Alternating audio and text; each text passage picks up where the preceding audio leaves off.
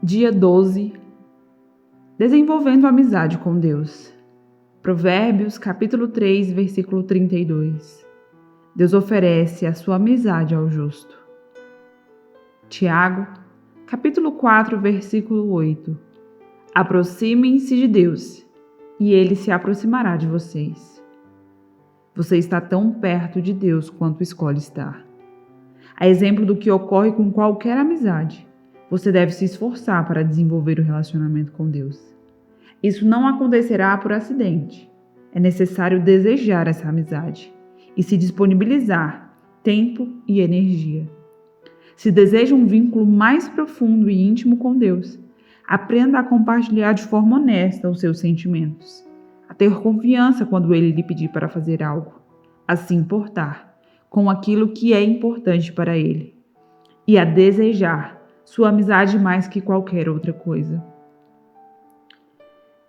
Devo optar por ser sincero com Deus.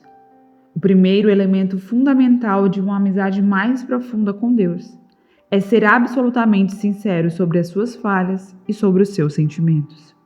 O Criador não espera que você seja perfeito, mas insiste em que seja absolutamente honesto. Nenhum dos amigos de Deus que aparecem na Bíblia eram perfeitos. Se a perfeição fosse um requisito para a amizade com o Senhor, jamais poderíamos ser amigos dele. Felizmente, em virtude da graça de Deus, Jesus ainda é amigo de pecadores. Na Bíblia, os amigos de Deus são sinceros a respeito do que sentem, frequentemente reclamando, criticando, acusando e discutindo com o Criador. Deus, entretanto, não parece ficar aborrecido com a franqueza deles. Na verdade, até a incentiva. O Senhor permitiu que Abraão o questionasse a respeito da destruição de Sodoma. Abraão o importunou sobre o que seria necessário para poupar a cidade, negociando o número de 50 a 10 pessoas justas. Deus também escutou pacientemente de Davi as muitas acusações de injustiça, traição e abandono. Não destruiu Jeremias quando o profeta afirmou que o Senhor havia o enganado. Jó pôde expressar a sua amargura durante a provação.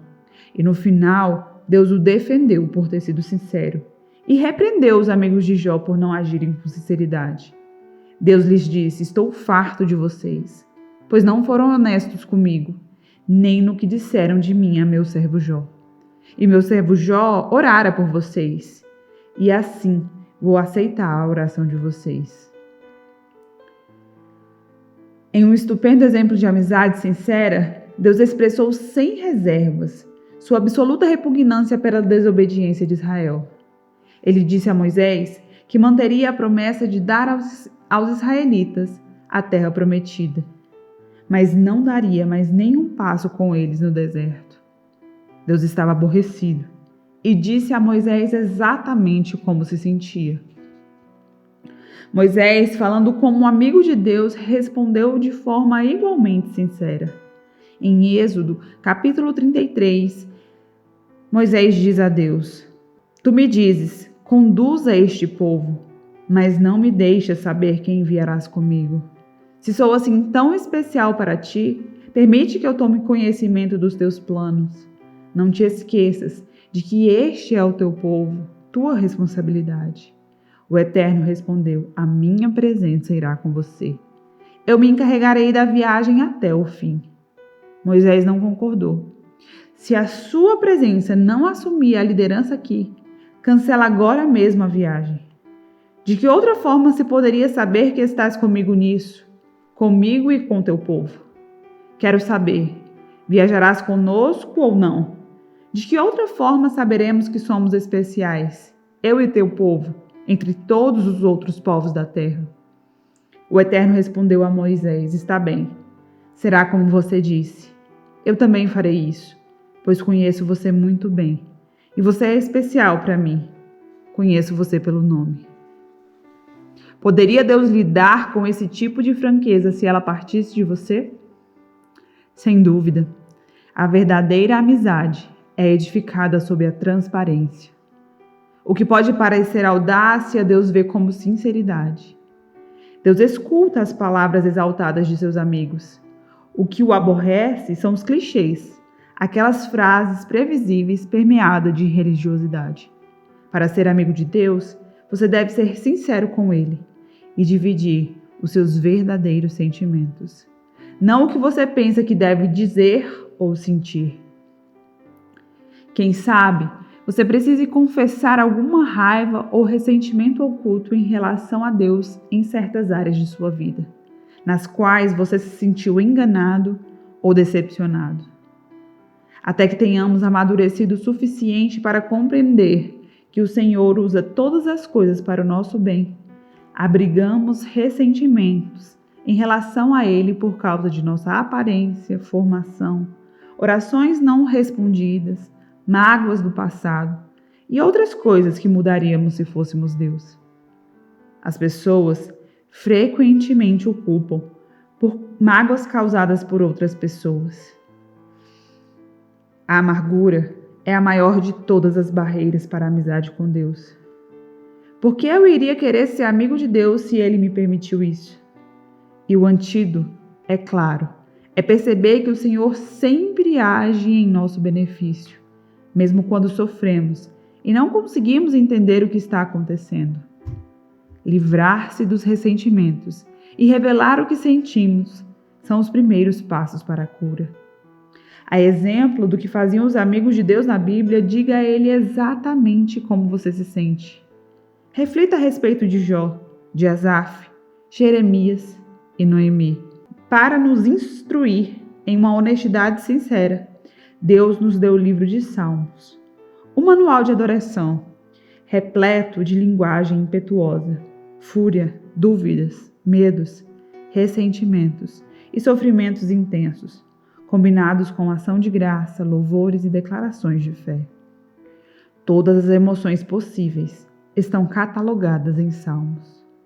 Quando você lê as confissões emocionadas de Davi e de outros compositores, percebe que é assim que Deus quer que você o adore, sem reter absolutamente nada do que sente.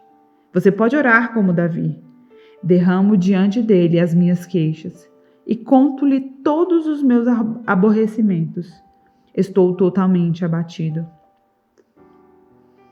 É animador saber que todos os amigos íntimos de Deus, como Moisés, Davi, Abraão, Jó, defrontaram-se com dúvidas.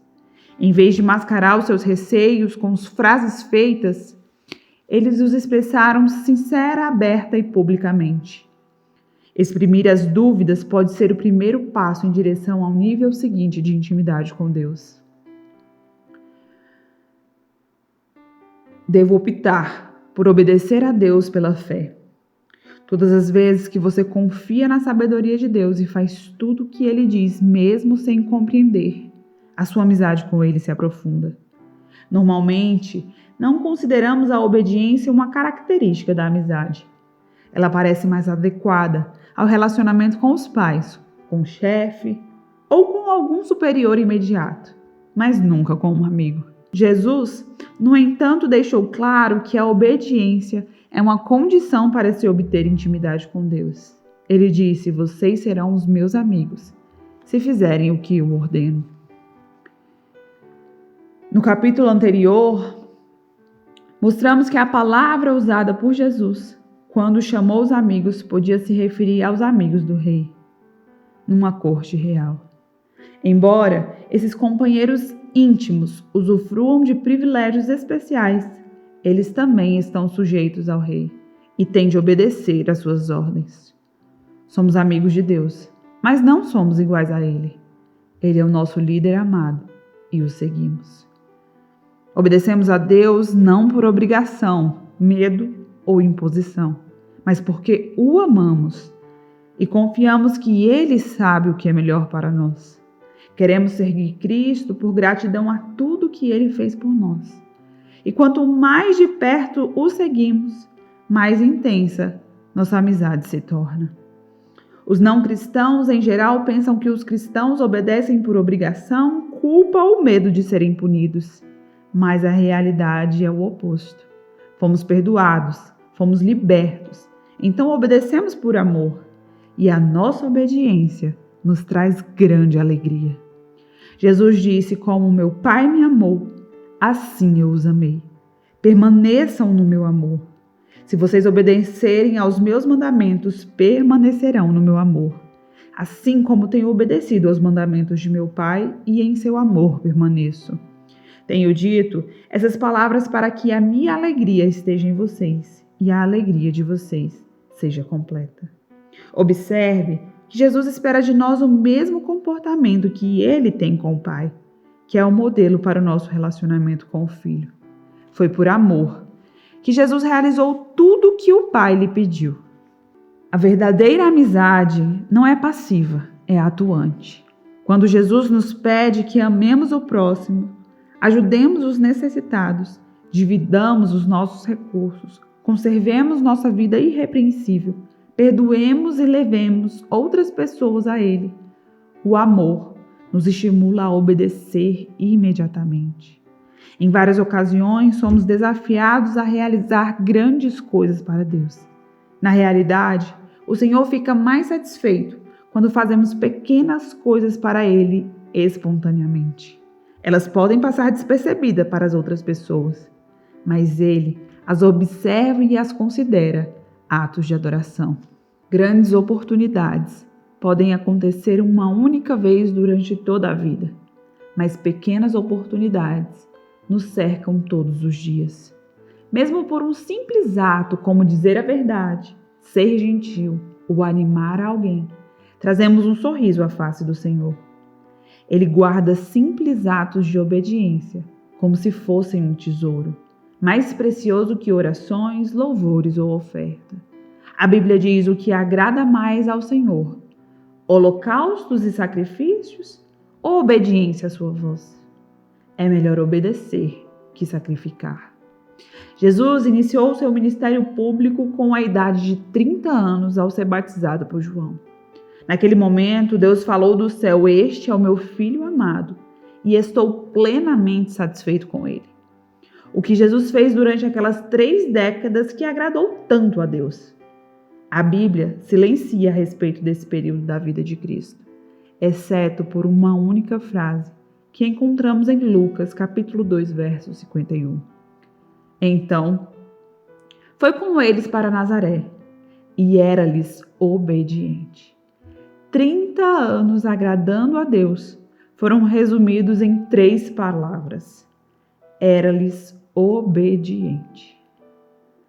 Devo optar por valorizar o que Deus valoriza. É isso que os amigos fazem. Eles se importam com o que é importante para outra pessoa. Assim, quanto mais você se torna amigo de Deus, mais se importará com o que é importante para Ele. Mais sofrerá com o que lhe causa sofrimento e mais se alegrará com o que lhe dá prazer. Paulo é o melhor exemplo disso. As prioridades de Deus eram suas prioridades e os desejos dele eram seus desejos também. Em 2 Coríntios, capítulo 11, diz assim: o que me deixa tão abatido é que me preocupo demais com vocês. É a paixão de Deus queimando dentro de mim. Davi se sentia da mesma forma. Em Salmos, capítulo 69, ele diz: pois o zelo pela tua casa me consome, e os insultos daqueles que te insultam caem sobre mim. O que mais importa para Deus? A redenção de seu povo. Ele quer que todos os seus filhos perdidos sejam encontrados. Esse é o único motivo pelo qual Jesus veio a este mundo. A coisa mais preciosa ao coração de Deus é a morte de seu filho. A segunda coisa mais preciosa é quando os seus filhos comunicam essa boa nova a outras pessoas. Para ser amigo do Senhor, você deve se interessar por todas as pessoas ao seu redor, pois Deus se importa com elas. Os amigos de Deus falam dele aos amigos. Devo desejar ser amigo de Deus mais que qualquer outra coisa. Os Salmos estão cheios de exemplos desse desejo. Davi desejou apaixonadamente conhecer a Deus, expressando-se com palavras como anelo, anseio, sede e fome. Ele ansiava pelo Senhor e declarou: Há uma coisa que realmente desejo do Senhor: o privilégio de viver durante toda a minha vida na sua presença, para descobrir a cada dia um pouco mais da sua perfeição e do seu amor. Em outro salmo, ele diz: o teu amor para mim vale mais que a vida. O desejo de Jacó pelas bênçãos de Deus era tão intenso que ele lutou uma noite inteira com o Senhor, dizendo: não te deixarei ir, a não ser que me abençoes. A parte mais maravilhosa dessa história é que Deus, que é o Todo-Poderoso, permitiu que Jacó vencesse. O Criador não fica ofendido quando lutamos com Ele, porque lutar exige contato pessoal e nos traz para perto dele. Lutar também é uma atitude apaixonada e Deus gosta quando demonstramos paixão por Ele. Paulo foi outro homem que nutriu uma amizade ardente com Deus. Nada era mais importante. Era sua primeira prioridade, objeto de sua total concentração e o mais importante objetivo de sua vida. Esse foi o motivo pelo qual Deus usou Paulo de forma tão grandiosa. A verdade é, você está tão perto de Deus quanto escolhe estar. A amizade íntima com Deus é fruto de uma escolha, não de uma eventualidade, e você deve buscá-la intencionalmente. Você realmente deseja mais que qualquer outra coisa? Qual é a importância disso para você? Vale a pena desistir de outras coisas por causa dela? Valeria ela o esforço de desenvolver certos hábitos e habilidades? Talvez você tenha se apaixonado por Deus no passado, mas perdeu aquele desejo. Esse foi o problema dos cristãos de Éfeso. Haviam perdido o primeiro amor. Faziam todas as coisas corretamente, mas por obrigação, não por amor. Se você está passando por alguma instabilidade espiritual, não se surpreenda quando Deus permitir que você sofra. O sofrimento é o combustível da paixão. Ele gera energia com tal intensidade que transforma o que normalmente não possuímos. Assim disse C.S. Lewis: o sofrimento é o megafone de Deus. É a forma de Deus nos sacudir da letargia espiritual. Os nossos problemas não são uma punição, mas apelos de um Deus amoroso para nos despertar. O Senhor não está irritado com você, está irritado por você e fará o que for necessário para trazê-lo de volta à comunhão com Ele. Há, porém, um meio mais fácil de reacender a paixão por Deus. Comece a pedir que Ele lhe dê essa paixão e continue pedindo até que a receba. Repita essa oração ao longo do dia. Querido Jesus, mais que qualquer outra coisa eu quero te conhecer intimamente. Deus disse aos cativos na Babilônia: quando vocês me buscarem, me encontrarão. Sim, quando me buscarem de todo o coração e em primeiro lugar, dou a vocês a certeza de que não vão se decepcionar. Seu relacionamento mais importante. Não há nada, absolutamente nada, mais importante que fazer amizade com Deus. Esse é um relacionamento que durará para sempre. Paulo disse a Timóteo: algumas dessas pessoas perderam a coisa mais importante da vida. Elas não conhecem a Deus. Você perdeu a coisa mais importante da vida? Pois pode fazer algo a respeito agora mesmo. Lembre-se, a escolha é sua. Você está tão perto de Deus quanto escolhe estar. Eu vou ficando por aqui. Um forte abraço. Até amanhã.